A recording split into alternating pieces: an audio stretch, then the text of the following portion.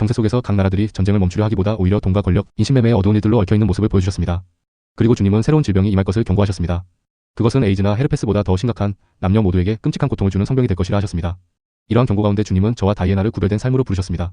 사람들이 듣기 좋아하는 위로의 말만이 아니라 심판과 회개의 메시지를 담대히 전하라고 하신 것입니다. 예레미야가 즉시 이루어지지 않는 예언 때문에 미움을 받았던 것처럼 오늘날에도 진리의 말씀을 전하는 이는 종종 외롭고 오해를 받습니다. 그러나 주님은 분명히 말씀하십니다. 거룩하라, 이는 내가 거룩함이니라.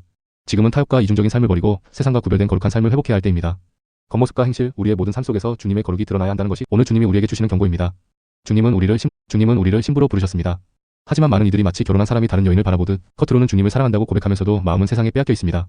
주님은 지금 우리에게 전적으로 헌신하라, 나만 바라보라고 말씀하십니다. 절반은 하나님, 절반은 세상에 발을 담그는 삶은 주님 앞에서 결국 드러나고 마는 배반의 마음입니다. 주님은 우리가 완전히 올인된 삶을 살기를 원하십니다. 치유와 회복, 축복은 그분께서 우리보다 더 간절히 원하시는 일입니다. 그러나 세상과 타협하면서 하나님의 은혜만 기대할 수는 없습니다. 그래서 주님은 좁은 길을 걸으라고 말씀하십니다. 좁은 길을 찾는 자가 적다는 말씀은 우리에게 불편하게 들릴 수 있지만 분명히 완전히 헌신한 소수만이 그 길을 발견한다는 경고입니다. 그렇게 주님은 지금 이 시간에도 우리에게 결단을 촉구하십니다. 오늘이 바로 결정의 날이다. 저는 그래서 언제나 영상의 끝마다 회개의 기회, 구원의 초청을 드리고 싶습니다. 주님께 전적으로 헌신하며 오직 예수님만 바라보는 신부로 서시기를 바랍니다. 주님은 미국 대통령과 그 가정을 위해서도 기도하라고 하십니다. 그가 유혹에 빠지지 않고 주님의 뜻 안에 서기를, 또 그의 자녀들과 손주들까지 하나님의 보호의 울타리가 세워지기를 간구해야 합니다. 하나님은 각 사람을 향한 계획을 갖고 계시며 지금은 끝이 아니라 위대한 초소의 시작임을 다시 확인시켜 주십니다. 앞으로 큰 경제적 흔들림이 올지라도 주님은 항상 자기 백성을 공급하실 것입니다. 제가 본 환상 속에서 사람들이 빈 냄비 앞에서 함께 모여 기도했을 때 순간적으로 음식이 가득 채워지고 뜨거운 김이 올라왔습니다. 하나님께서 초자연적으로 먹을 것을 공급하신 것입니다. 성경에 기록된 대로 의인이 버림을 당하거나 그의 자손이 거식함을 보지 못했다는 말씀이 그대로 이루어진 장면이었습니다. 그러므로 우리는 세상의 경제 위기에 휩쓸리지 않고 하나님 나라의 공급을 믿음으로 바라봐야 합니다. 작은 일에 충성할 때 하나님은 반드시 더 큰 일을 맡기시고 필요한 모든 것을 채워주실 것입니다.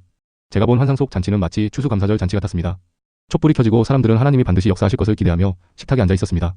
그리고 주님은 실제로 나타나셔서 공급하셨습니다. 이것이 우리가 섬기는 하나님이십니다. 과거 오랄 로버츠의 간증처럼 먹을 것이 전혀 없던 순간에도 하나님은 밤중에 넘치는 공급을 보내주셨습니다. 이것은 단지 옛날 이야기가 아니라 오늘도 여전히 하나님을 믿는 자에게 동일하게 역사하신다는 증거입니다. 그러나 중요한 것은 우리가 지금부터 믿음을 훈련해야 한다는 것입니다. 평안할 때 작은 일부터 하나님을 신뢰해야 어려운 때에도 흔들리지 않고 끝까지 믿음을 지킬 수 있습니다. 주님은 산 위에서도 골짜기에서도 동일하게 하나님이십니다. 그러므로 우리는 상황에 따라 변화는 좋을 때만 믿는 신앙이 아니라 어떤 환경에서도 전적으로 주님께 붙드는 신앙을 가져야 합니다. 지금은 그 믿음을 실제로 준비하고 실천해야 할 때입니다. 결국 주님이 우리에게 주시는 말씀은 분명합니다. 이 시간을 헛되이 쓰지 말고 깨어 준비하라. 지금이야말로 영적 부흥과 마지막 추수를 위해 하나님께 완전히 헌신해야 할 때입니다.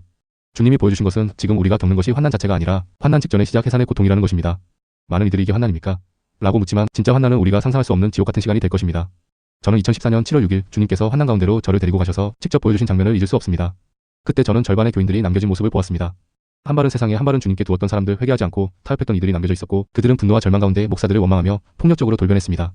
주님의 임재와 교회의 기도의 울타리가 사라지자 세상은 완전히 어둠 속에 던져졌습니다. 마지막 7년 대환난 중 앞에 3년 반도 끔찍했지만 뒤에 3년 반은 상상조차 힘든 고통이었습니다. 하늘에서 거대한 우박이 떨어지고 괴물 같은 존재들이 나타났으며 적그리스도가 칩을 이마나 손에 주입하여 사람들을 통제하는 것을 보았습니다. 칩을 받은 사람들은 마치 좀비처럼 무감각한 존재가 되어 억지로 만들어진 평화를 따랐습니다.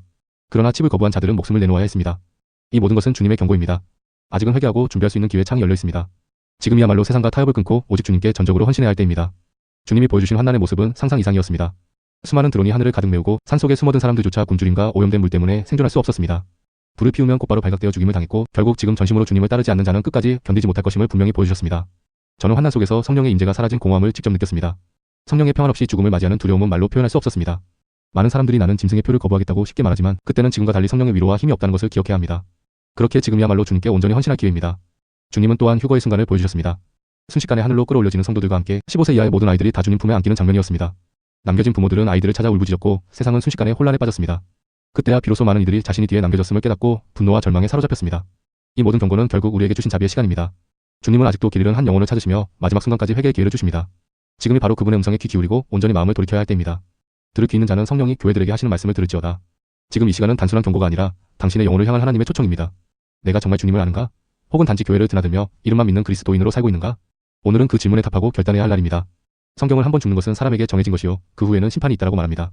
주님은 이미 당신을 위해 십자가에서 공개적으로 죽으셨습니다. 그러므로 오늘 당신도 공개적으로 주님을 구주로 고백해야 합니다. 지금 마음이 뜨겁게 감동된다면 그것은 성령께서 직접 당신을 부르고 계신 증거입니다.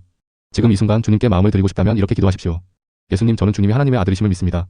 제 죄를 위해 십자가에 죽으시고 다시 살아나셨음을 믿습니다. 오늘 제 마음을 열고 주님을 제 구주로 모십니다. 저를 용서하시고 새롭게 하시고 영원한 생명을 주옵소서. 저는 오늘 주님께 제 삶을 온전히 드립니다. 예수님의 이름으로 기도합니다. 아멘.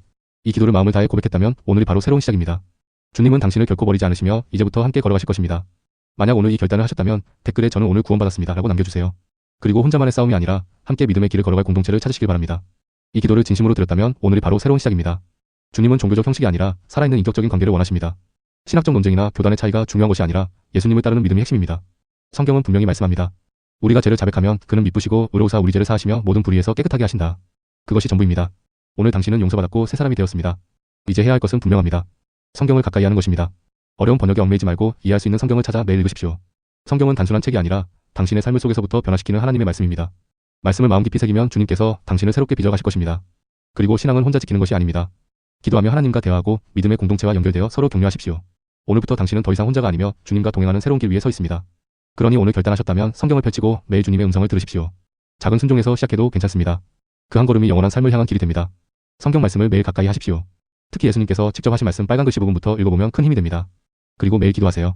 또 가능하다면 좋은 교회를 찾아가 목사님께 저는 오늘 예수님을 영접했으니 세례를 받고 싶습니다 라고 말하십시오. 그렇게 공동체에 뿌리내리고 믿음의 여정을 함께 걸어가시길 바랍니다. 믿음의 길은 항상 쉽지만은 않습니다.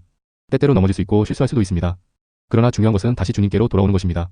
주님은 결코 당신을 버리지 않으시며 언제나 가까이 계셔서 도와주십니다.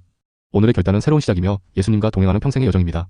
혹시 성경을 살 형편이 되지 않는 분이 계시다면 저희가 기쁨으로 성경을 보내드리겠습니다.